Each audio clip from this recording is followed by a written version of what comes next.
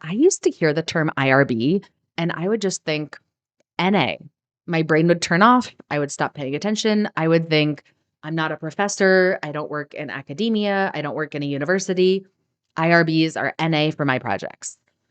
But as you're about to hear in a second, I sat down with Phil Stoeklen of Viable Insights. He was teaching me all about IRBs and he had a decision tree of like, you might need one if this, and if this, and if this. And halfway through, I was like, oh my gosh, I need this for a project that I'm about to start in a couple of weeks. I think we need an IRB. And he was like, yes, you absolutely do.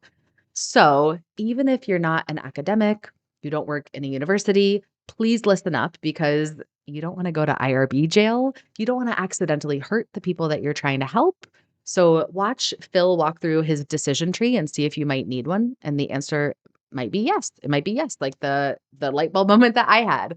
And then if you do, Phil's going to teach you how you can do this faster, more affordable, with less paperwork and less bureaucracy than a traditional university IRB process might have. Okay, here's Phil, the expert on IRBs. Phil, you know the ins and outs of IRBs. What is an IRB? An IRB is an institutional review board. In 1974, Congress passed the National Research Act, which basically required that any institution that was receiving federal funding had to form an entity, a body within their institution to review all research protocols to ensure that participants were not being harmed in the course of research taking place. And this happened after a long string of ethical violations, such as the Stanford Prison Study, the Milgram Obedience Study, and of course the Tuskegee Syphilis Study. So they're kind of IRBs are kind of born out of that culture. The one that certainly turns the stomach the most is the Tuskegee Syphilis Study. Just, a decades-long federally funded and carried out study where they were purposefully infecting African Americans with syphilis just to see how the disease progressed. And this was after the cure, the antibiotics were doing very well and in existence. So a lot of needless harm was done to individuals in that study. Hopefully, nobody's making that unethical of studies anymore. But some people might be making like little mistakes that they don't realize here and there. Talk me through some of the reasons of like why an IRB.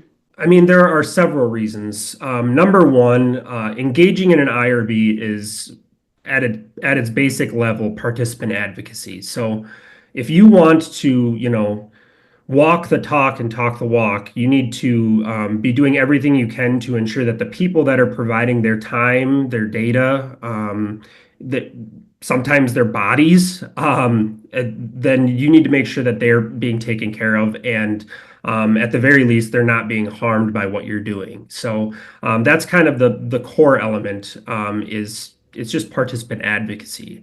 There are other practical reasons why an IRB may be necessary. So if you have any goals or intentions of publishing or presenting your results, either in an academic journal or even in some instances at an academic conference, many of them won't even accept your study if it didn't first go through an IRB. And the thing to note on this, there's no such thing as a retroactive IRB. So if you didn't get it done up front, then it is too late. We developed this a couple of years ago, and this actually kind of follows the format of how a review is conducted internally. So starting at the top, and this is like the first two questions that you answer on our IRB application is what you're doing, is it research according to the federal definition. So we put the 45 CFR 46, which is the group of laws that dictate IRB policy. The federal definition is there. So if you are doing a systematic investigation, including development, testing, and evaluation designed to develop or contribute to generalizable knowledge, then you are conducting research. So if that's the case, then the next question you have to answer is, okay, you're doing research. Are you doing research on human subjects? So there they kind of have like an extensive definition for what a human subject is.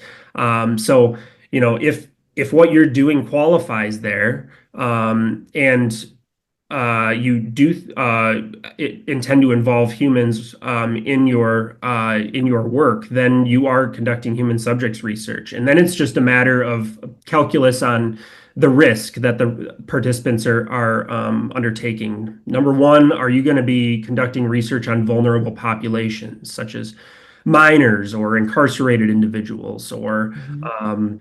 most recently and probably most the biggest extensive change for the past couple of decades, which was in 2018, they added educationally and economically disadvantaged individuals as a vulnerable population. So if you're working with one of those groups, then you are, in some ways, they're more prone to being coerced or being harmed in studies.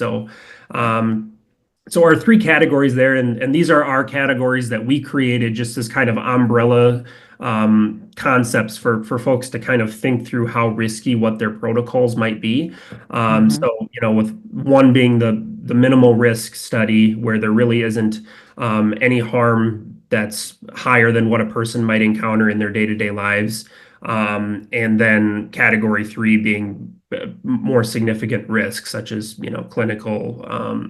clinical research. So if I were a person considering whether I needed to do an IRB, this is kind of the first place that I'd think of is, is what I'm doing actually meeting these definitions? And people get hung up on that generalizable knowledge in the federal I, definition. I'm absolutely thinking about that word in my mind right now. Yep. Sorry, I didn't And mean to interrupt. Go for it. But no, this is no, fresh on my mind. I'm thinking about a consulting project that I'm about to start. We just had the kickoff call last week, and I'm like, it's we need, yeah, generalizable knowledge to build the field for other foundations and philanthropists can come in is a big piece of this. So, yeah, tell me more about generalizable because this is very, very applicable to my day-to-day life right now. So the idea is that the findings of your study, do you intend to have that apply to populations outside of the sample that you used? And a lot of people think, well, no, that's in the domain of academic research. We're not trying to generalize this to an entire population. We're just, maybe we're just doing a study on an academic or on an educational model in a single school district. Um, so they think automatically this isn't generalizable. But the key is that they are going to be disseminating their findings, and they're using it to in some ways maybe create a model that's going to be, I don't want to use the word inflicted, but administered outside of that environment that they're in their study right now. So really you need to be careful when thinking through what generalizable knowledge means in each specific research project and consider those effects. Because if you'd want to go speak at some types of conferences, you can't because like you said, there's no retroactive IRB. There You is can't go no back in time in your time machine and be like, oh crap, like I forgot. I probably should have done that thing a year ago and I didn't. You're out of luck.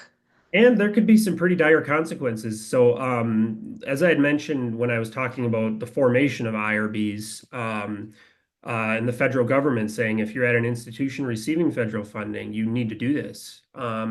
This is probably easiest to kind of demonstrate in an academic world, where there could be very severe consequences if a study is done without IRB oversight. There was a university in Illinois that had a major scandal where they were doing studies on children that did not have adequate IRB oversight. And it led to a major withdrawal of federal funding and some consequences in that regard. So institutions can lose their funding if these rules aren't followed. A lot of people think you have to go through a university IRB, but that's not necessarily the case, thanks to you and your team. Why would somebody maybe not want to do a university IRB and try like a virtual IRB that you have? Yeah, so there are a growing number of private IRBs. Most of the people that do consult with IRBs, though, most of them are probably still using the university setting. And if you happen to work for that university, you really probably don't have a choice but to use your own institution's IRB. Um, but I would say that the biggest reasons and the reasons why we even started IRB, our IRB, was because we wanted to create something that kind of met check three different boxes that university IRBs just weren't doing. Number one, we wanted to create something that was accessible in terms of cost. For the last IRB we used through university, the review cost upwards of $4,000. And a lot of folks that are doing our type of work in evaluation or are working as a research scientist at a nonprofit in the community, they just don't have a few $1,000s that they could carve out of their budget. So we wanted to address that. We wanted to create something with flat rates, no hidden fees.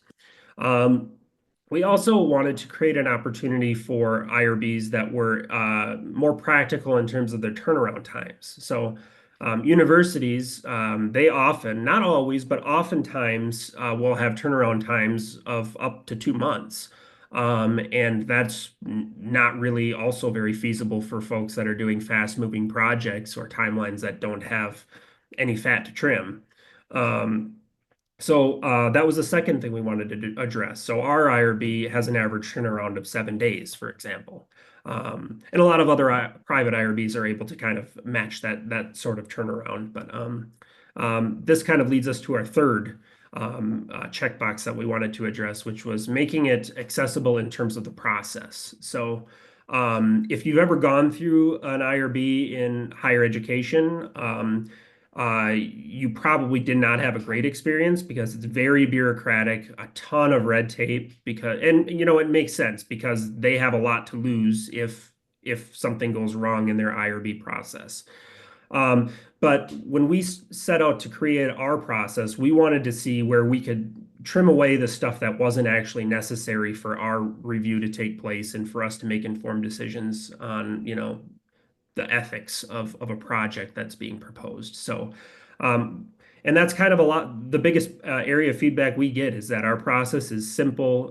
It's, straightforward. You could do it in one sitting. It doesn't require you, spending weeks preparing documentation. So, those were kind of the three things we valued when we were looking for an IRB that was outside of academia. You said an academic turnaround might be like a few months. What's yours typically? A few weeks? So ours can range anywhere between 1 to 21 days. So if Okay. it turns out to be an exempt project or a project that doesn't actually qualify as research, typically we turn around those determination letters in just a matter of a couple of days. Our average turnaround is 7 days, and we kind of hold space for up to 21 days in the very rare occurrence that a full board review is required. And just to back up on that, there are kind of three finding categories. Assuming that it is qualified as research. The review is either considered exempt in the sense that it's considered no more than minimal risk to participants. If there is a little bit of risk for participants, then it goes through what's called an expedited review, where the board member makes their determination in those categories. In the projects that hold the highest level of risk for participants. In those instances, a full board is needed to convene to make a determination together. So that's kind of like the three tiers of risk. Phil, this is all so helpful. I'm going to email my foundation client as soon as we hang up.